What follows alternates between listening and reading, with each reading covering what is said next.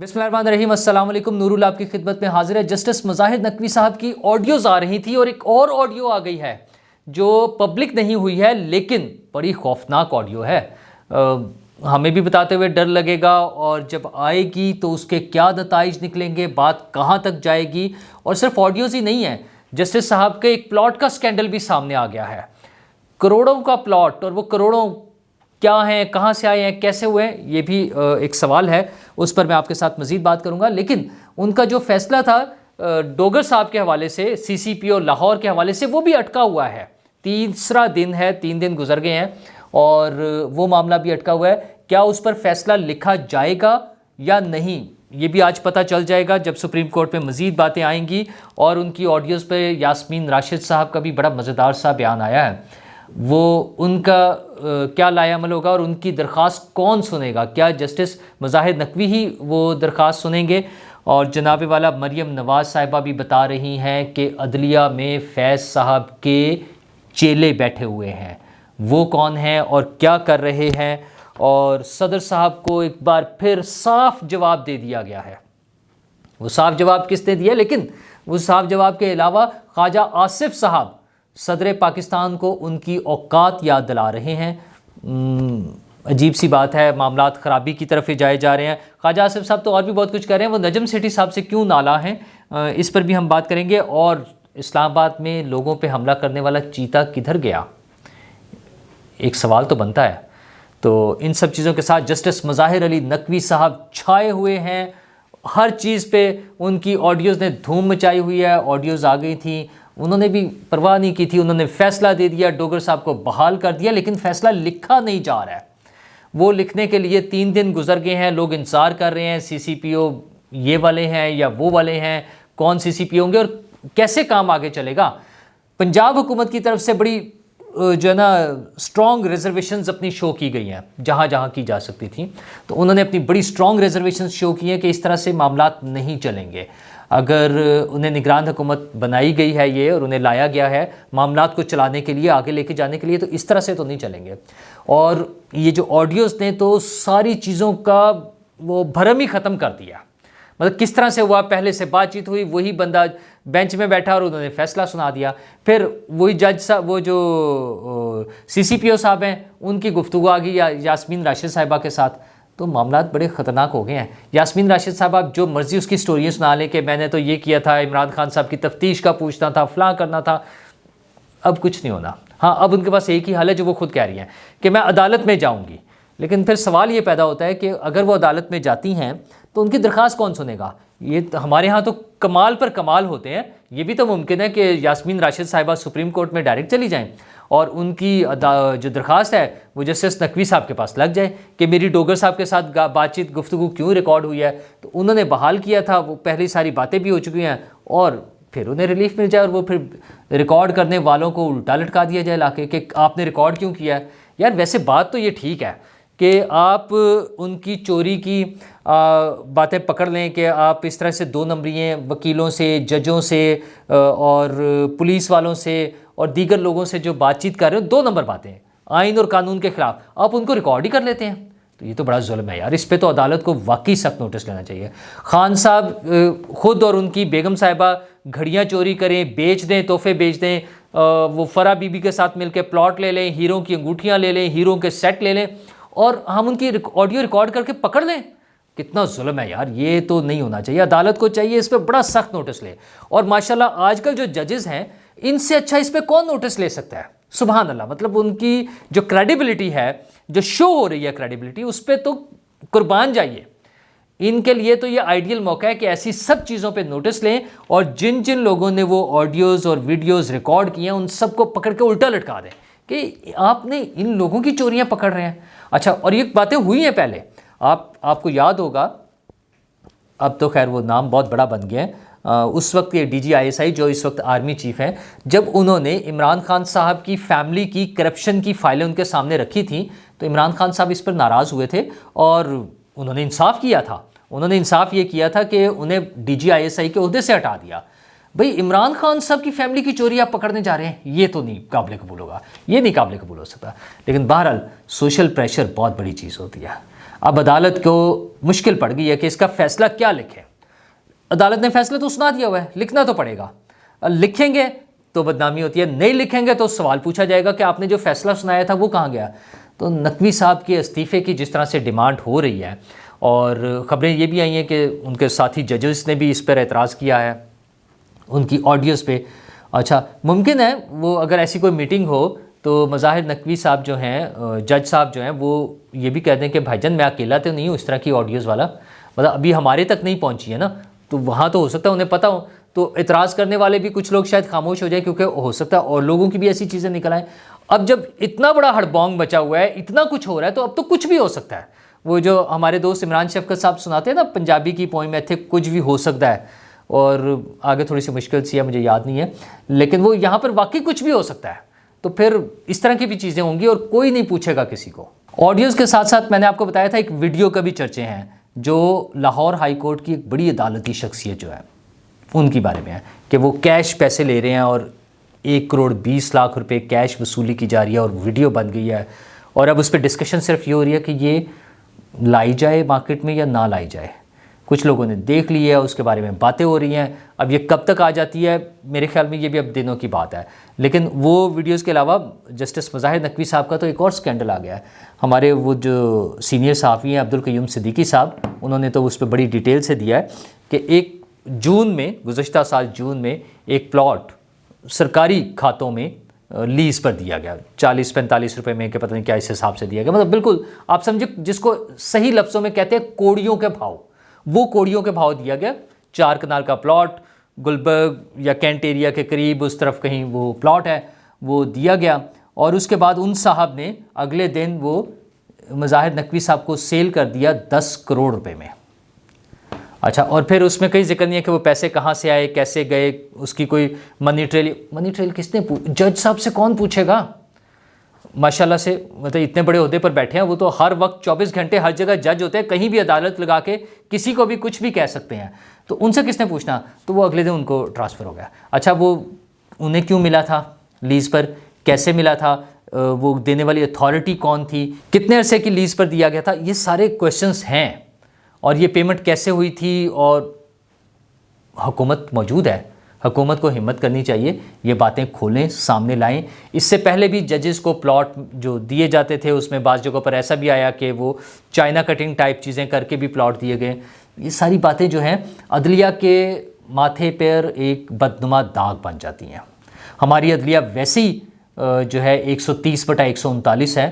دنیا بھر میں نظام انصاف کے حوالے سے جب ہماری رینکنگ ہوتی ہے تو ہمارا 130واں نمبر آتا ہے 139 قوموں میں سے, 139 ملکوں میں سے. تو اس رینکنگ والی عدلیہ پہ جب اس طرح کے مزید الزامات لگاتے ہیں تو وہ باعث شرم ہے. عدلیہ کسی بھی معاشرے میں ایک اہم ستون ہے جس کی بنیاد پر معاشرہ قائم رہتا ہے. لوگوں کو انصاف ملنا ہوتا ہے. لوگوں کے ساتھ جب کوئی زیادتی ہو, جب معاملات میں کوئی خرابی ہو, تو ان کو ٹھیک کرنے کا کام عدلیہ کے ذمہ ہوتا ہے. لیکن ہمارے ہاں تو بابا آدم ہی نرالا ہے یہاں کا. تو مطلب عجیب و غریب سی سٹوریز آتی ہیں. ججز بیٹھ کے بتا دیتے ہیں ہم پہ پریشر تھا اس لیے ہم نے رشوتیں لے لی, اس لیے ہم نے کسی کو پھانسی لگا دیا, کسی کو ہم نے فارغ کر دیا, کسی وزیر اعظم کو اٹھا کے باہر پھینک دیا. کیا مذاق ہے یہ. اور اچھا, اور ان کی مرات دیکھیں تو کروڑوں روپے بھی تھوڑے ہیں ان کے لیے جو ان کو مل رہے ہوتے ہیں. ان کی تنخواہیں, ان کی گاڑیاں, ان کے پروٹوکولز, ان کے گھر, ان کی دیگر مراد. اور دوسری طرف ان کا کام دیکھیں تو ڈھیر لگتا جاتا ہے مقدمات کا. مقدمات سنے نہیں جاتے. ہاں, سیاسی مقدمات جس کی پل پل کی رپورٹنگ ہونی ہوتی ہے, ٹکر چلنے ہوتے ہیں, وہ سن لیتے ہیں. اور جہاں پر ضرورت ہے وہ پتہ نہیں کہاں پڑے رہتے ہیں بیچارے. مطلب وہ پھر مریم بی بی نے یہی کہا ہے نا ان کے بارے میں. مریم بی بی نے کہا ہے کہ عدلیہ میں فیض کے چیلے بیٹھے ہوئے ہیں. اچھا, دیگر ساتھ انہوں نے یہ بھی کہا کہ نواز شریف صاحب جب وزیر اعظم تھے انہیں تو 1-1 گھنٹے کے نوٹس پہ بلا لیتے تھے, اور جب عمران خان صاحب کی باری آتی ہے تو کئی دن یہ ریکویسٹیں چلتی رہتی ہیں عدالت کی طرف سے. ویسے تو عدالت یہ بھی موجود ہے, عدالت نے ڈائریکٹ ریکویسٹیں کی ہیں کہ خان صاحب آپ یہاں آ جائیں, ہم آپ کو ریلیف دیتے ہیں, اور دیا, ریکارڈ پر موجود ہے سب کچھ. یار مطلب کیسی عدلیہ ہے دنیا بھر میں. اچھا, جب بات ہوتی ہے نا کسی سرکاری افسر کی, کسی پولیٹیشین کی, تو ایسے ریمارکس آتے ہیں جیسے تمام آئیڈیل چیزیں ہمارے ملک میں ہونی چاہیے, ہونی چاہیے.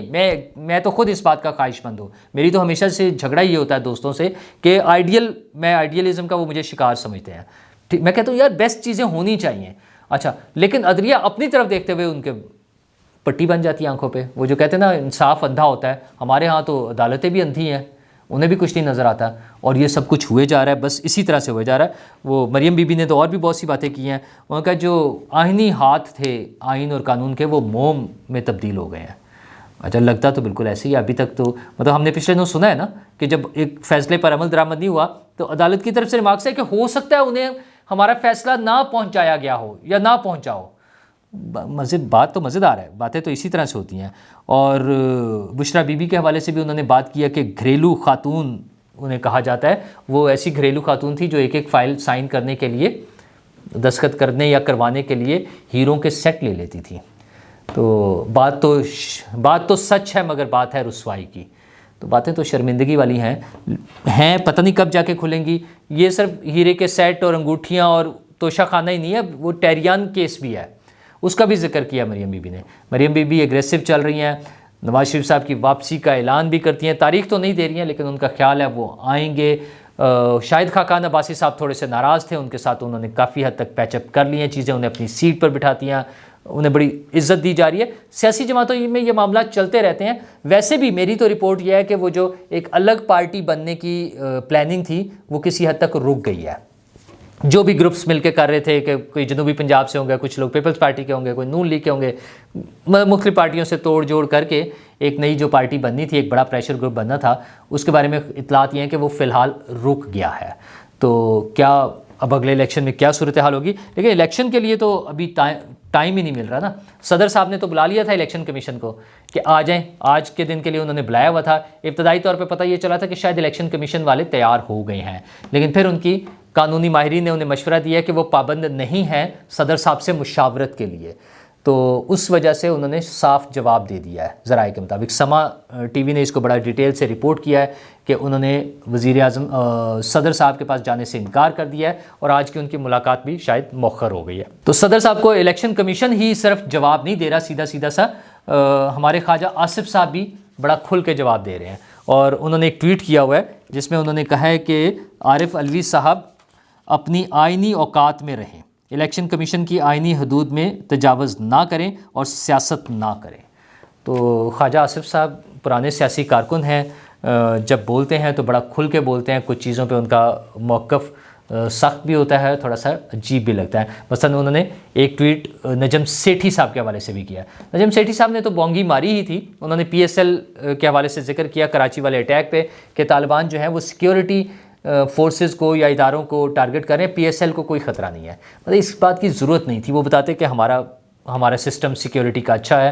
مطلب وہ کیسے گارنٹی دے سکتے ہیں, اور کیوں کمپیریزن کر رہے ہیں کہ پی ایس ایل کوئی الگ انوکھی چیز ہے, وہ جو سیکیورٹی کے ادارے ہیں وہ پاکستان ہیں یا نہیں ہے, اور یہ چیز الگ سے ہے کچھ.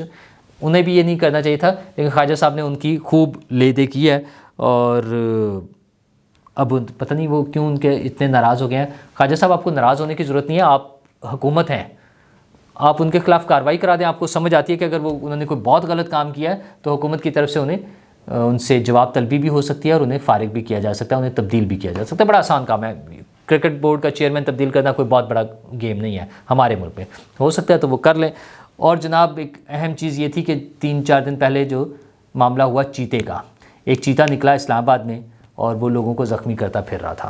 اچھا, ہمارے ملک میں غیر قانونی طور پر جانور یا پرندے رکھنے والوں کو پکڑ لیا جاتا ہے. وہ تیتر, کالے تیتر ہوں یا کوئی سانڈے کا وہ شکار کر لیں, پکڑ کے پھر رہے ہوں لوگ, تو انہیں پولیس پکڑ کے تھانوں میں لے جاتی ہے, بند کرتے ہیں, ان کو ساتھ کھڑے کر کے تصویریں لگائی جاتی ہیں, اور اخبارات کو شائع کیا جاتا ہے کہ یہ غیر قانونی شکار یا غیر قانونی طور پر پکڑ کے اپنے پاس رکھنے والوں کو گرفتار کر لیا گیا ہے. بہت اچھی بات ہے, قانون پر عمل درآمد ہونا چاہیے. لیکن کیا وہ چیتا قانونی تھا؟ ایک آبادی میں, شہری آبادی میں رکھنا کیا قانونی کام تھا؟ وہ کس کا چیتا تھا؟ اس کے بارے میں بار بار خبریں آتی ہیں کہ وہ کسی ریٹائرڈ جنرل کا, میجر جنرل یا جو بھی ہے, کوئی ریٹائرڈ جنرل ہے, ان کا چیتا تھا, انہوں نے اپنے گھر میں رکھا ہوا تھا. اچھا, پولیس نے ان کے خلاف رپورٹ کیا, نامعلوم فرد کے خلاف رپورٹ کر لیا. اور بھائی سوشل میڈیا بھرا پڑا ہے, ان کا نام دیتے ہیں, ان کا ایڈریس دیتے ہیں کہ DHA 2 میں سیکٹر D ہے, اور اس میں اسٹریٹ نمبر 4 میں گھر ہے، وہاں وہ چیتا تھا، اور اب تو یہ بھی خبریں آ رہی ہیں کہ شاید وہ چیتے کو وائلڈ لائف والوں نے بے ہوش کر کے پکڑا تھا اور اس کے بعد ان صاحب کو واپس پہنچا دیا گیا ہے۔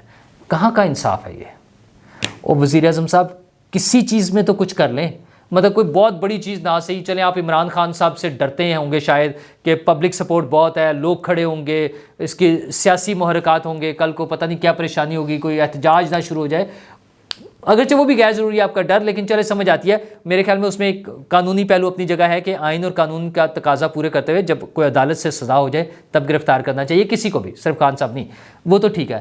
اور یار اگر اس واقعے میں بھی آپ کسی کو نہیں نامینیٹ کر سکتے، مطلب لوگوں کی اس خبر میں ابھی تک جو خبر آئی تھی وہ یہ تھی کہ کچھ لوگ زخمی ہوئے ہیں، 5 یا 7 لوگ زخمی ہوئے ہیں، اگر خدا نہ خواستہ کوئی جان چلی جاتی تو ہم کیا کر سکتے تھے؟ بے زبان جانور، خطرناک جانور، وہ جب باہر آ گیا ہے وہ کچھ بھی کر سکتا ہے۔ تو اس شخص نے جس نے ایسا جانور رکھا ہوا ہے شہری آبادی میں، اس کے خلاف کوئی کارروائی نہیں۔